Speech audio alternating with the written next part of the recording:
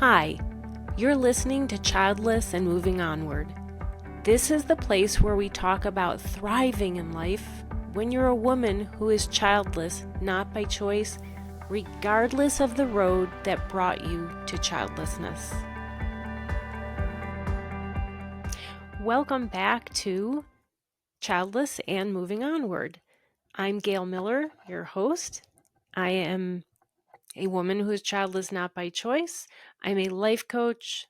I'm a speaker. I'm a physician. I'm a wife. I'm a dog mom. And I am so much more because I am more than my childlessness.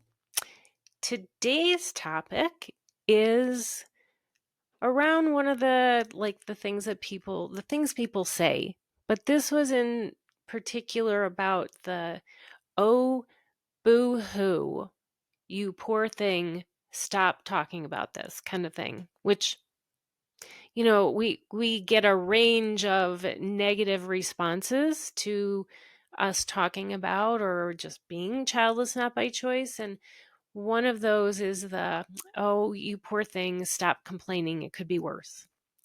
So I had a specific situation that happened. I was practicing part of my TEDx talk. Before I gave it, I was practicing it to an audience who was there specifically to critique. And so the theme of my talk was about the power of "and," which comes from my life experience of being childless not by choice. And in that version of it, because when you give one of those talks, what you start out with at the beginning and what you end with as you go through the practicing and all that often changes quite a lot. And so the start of my talk was me telling a little bit of my story.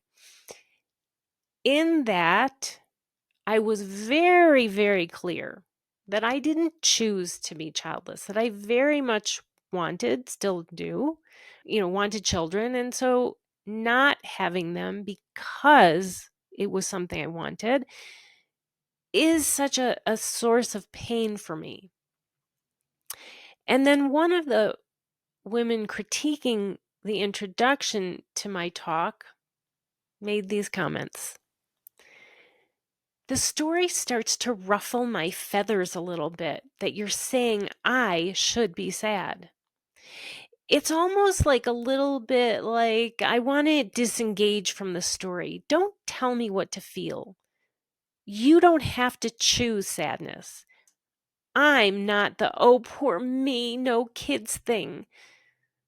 And I'm not being dramatic in the tone that I'm saying it in because she was very condescending.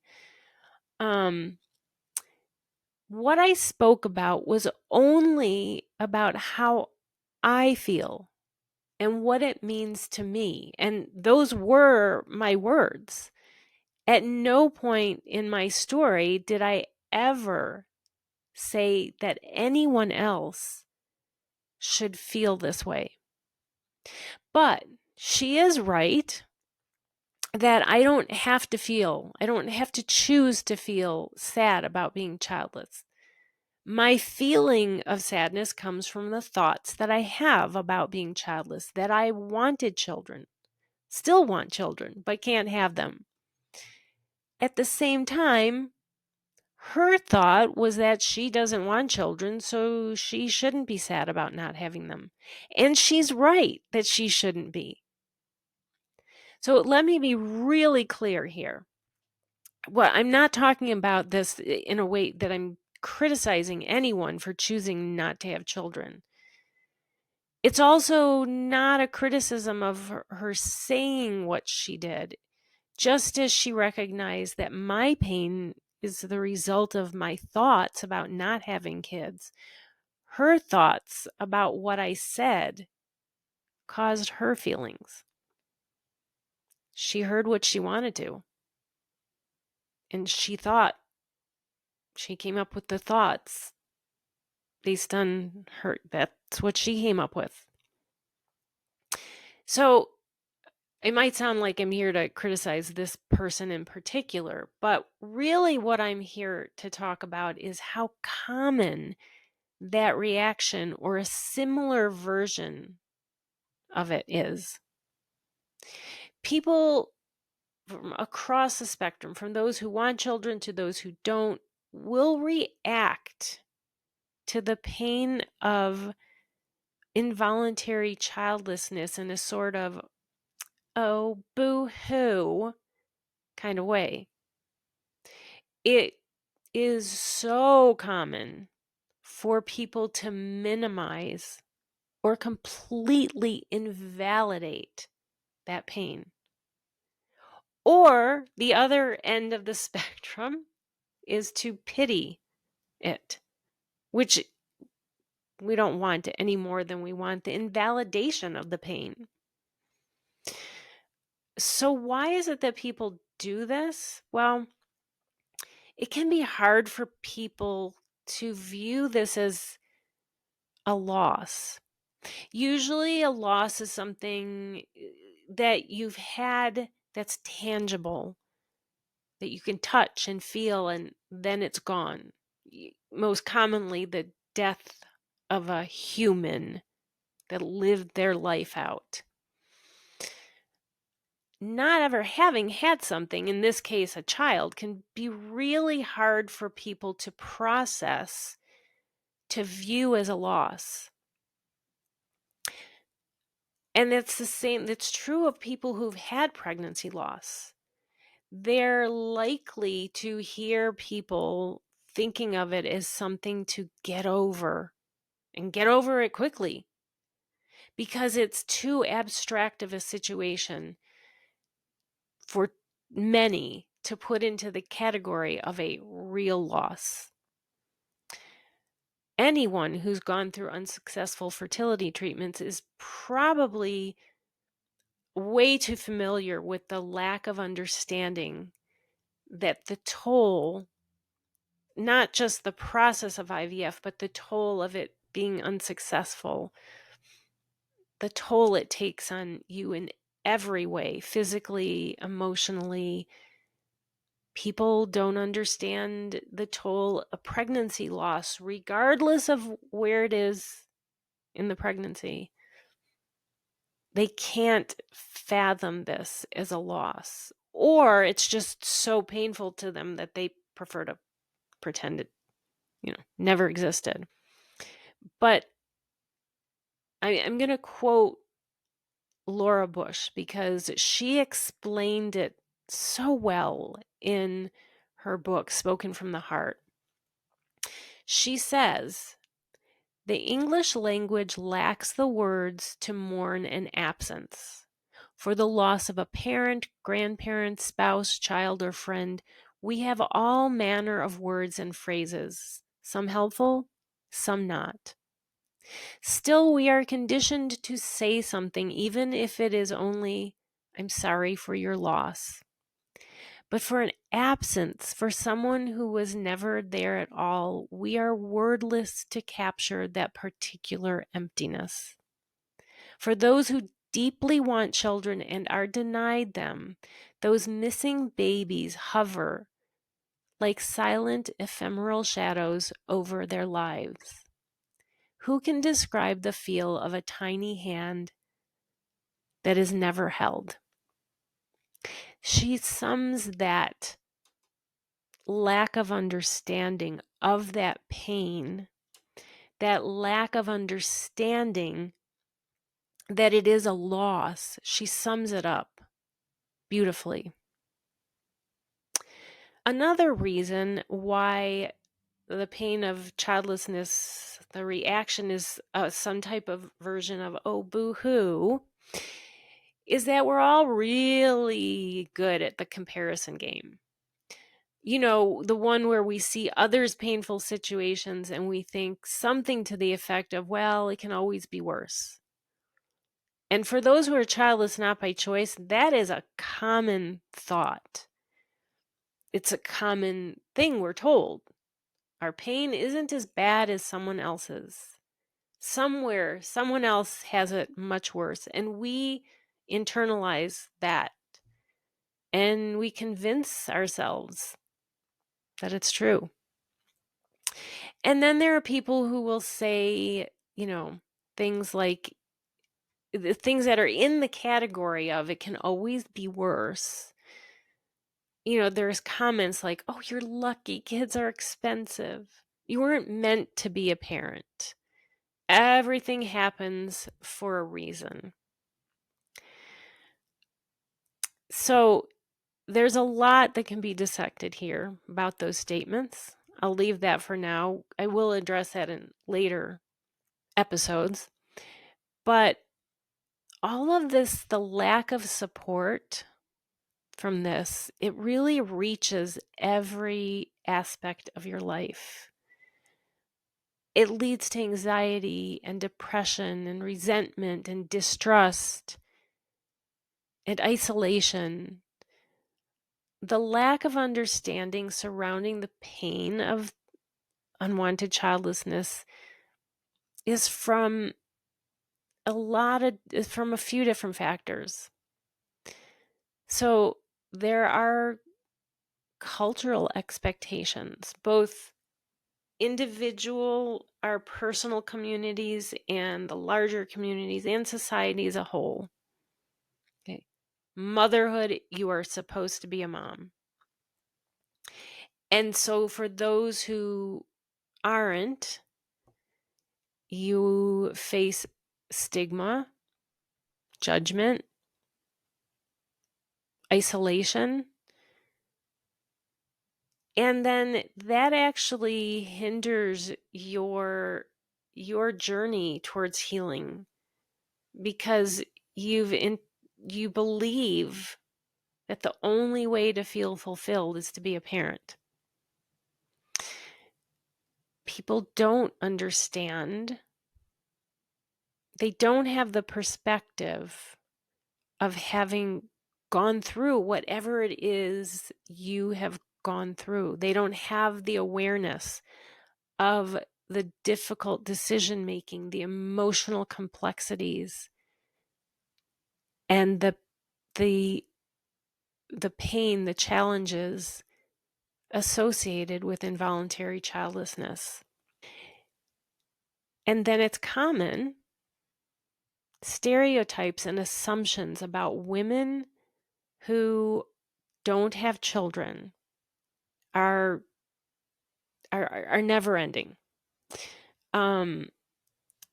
We are portrayed as selfish. We are portrayed as not having done enough. If you didn't do IVF, then you should have. If you didn't freeze your eggs, you should have. If you did IVF, you didn't try it enough, you should keep going. If you didn't decide to adopt, that's selfish of you. Whatever it is that you've done, there will be criticism that you didn't do enough, that you did it wrong. And so these stereotypes again perpetuate the messages that you should feel less than, that you have done wrong, that you made mistakes, that you're not worthy. Another reason why people will make comments like these is that we're really not well versed in dealing with painful topics.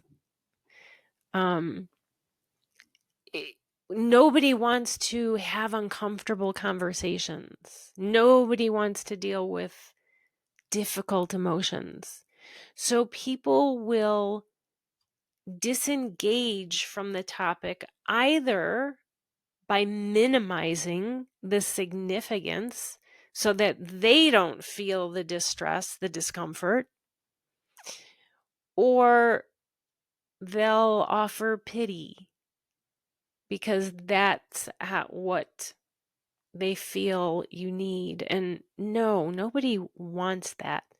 Support and understanding, yes, minimizing and invalidating your pain as if it's nothing, or giving you pitying you, no one wants that. There is a deep lack of awareness about both infertility, including in healthcare. And I say that as a physician. I say that as a physician who's an OBGYN. Even among my colleagues, and I'm maternal fetal medicine, so I take care of women who have high-risk pregnancies. And I am always amazed at the things that patients tell me that they've been told, at the things I hear from colleagues, some who are also OBGYNs, and some are just in general physician groups.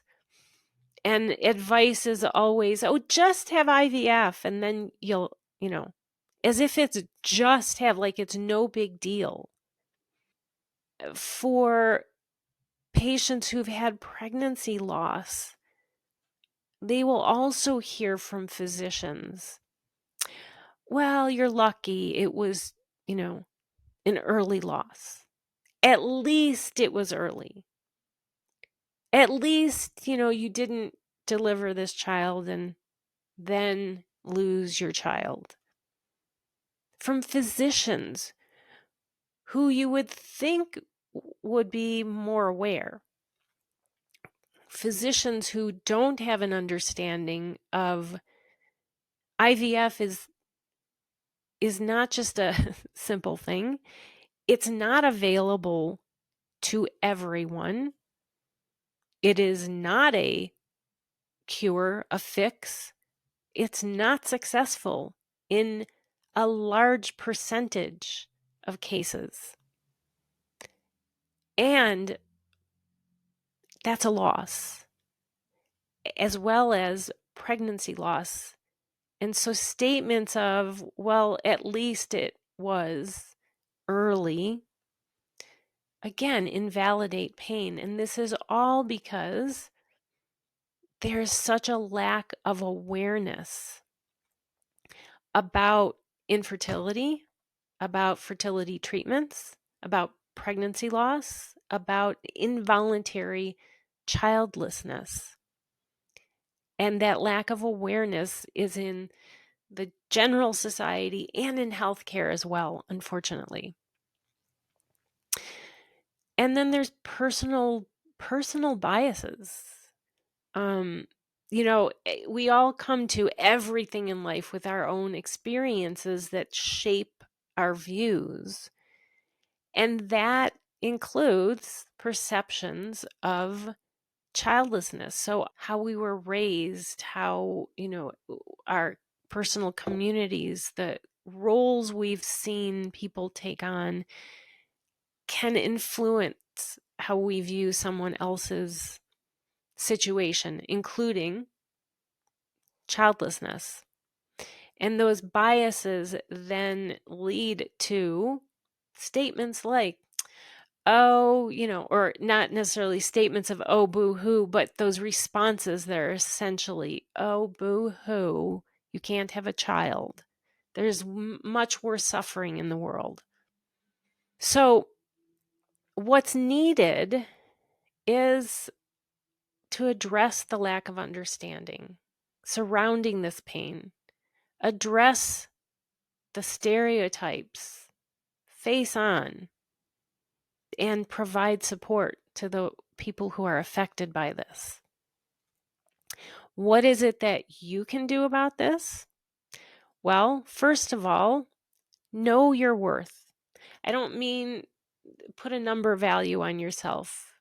I mean, know that you are innately worthy as a human being. And as a human, you have a whole range of emotions. Every single one of them is valid, and you're allowed to feel your feelings. But it's not really just that, like, you should be allowed. You should feel them. Okay. It is unhealthy to try to pretend away, push away the uncomfortable ones. It's unhealthy. It leads to anxiety, depression, physical ailments. Second is not to look at yourself through the eyes of anyone else. No one else has walked your path. What's meaningful to you may not be to someone else, and vice versa. Don't minimize or invalidate your pain just because others may try. You don't have to take on their thoughts as your own. I want you to realize that what you have had in your life is a loss.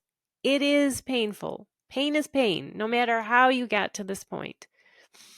My favorite quote is from Dr. Edith Eger. And it's my favorite quote because it had such an impact on me. It finally was like, it validated my own experience. I shouldn't have needed that validation, but I did. And she gave me that. She says, grief is often not about what happened. It's about what didn't happen. So just because others cannot see your loss of the dream of motherhood as a loss doesn't mean it's not. Your feelings matter. And the third, get support. It can often feel like you are the only person in the world who is childless, or maybe childless not by choice. You may have friends who don't have children, but they may have chosen that. And while they experience the same stereotypes and negative assumptions about them, they come to this with a different mindset and they have different feelings about it. So you are not the only one in this world who is childless not by choice. But even when you know that in your head, you know it's not true. Everything on social media, all the time you spend with family, friends, coworkers, and it can make you feel like you're the only one. You're not. There are so many of us out there. It's a lonely experience when other people don't understand, but you are not alone. So seek out support groups. The accountability and support from coaching or therapy can be invaluable. So can support groups. All right, that's it for today. I look forward to being with you again next week. Thanks for listening to Childless and Moving Onward. I hope this episode was helpful to you. If you liked what you heard, you can get more help from me with my guide, Steps to Overcome Self-Doubt and Feel Worthy When Being Childless Isn't by Choice. Click on the link in the episode notes, or you can find it on my website, pathonward.com. Until next week, thanks again for listening.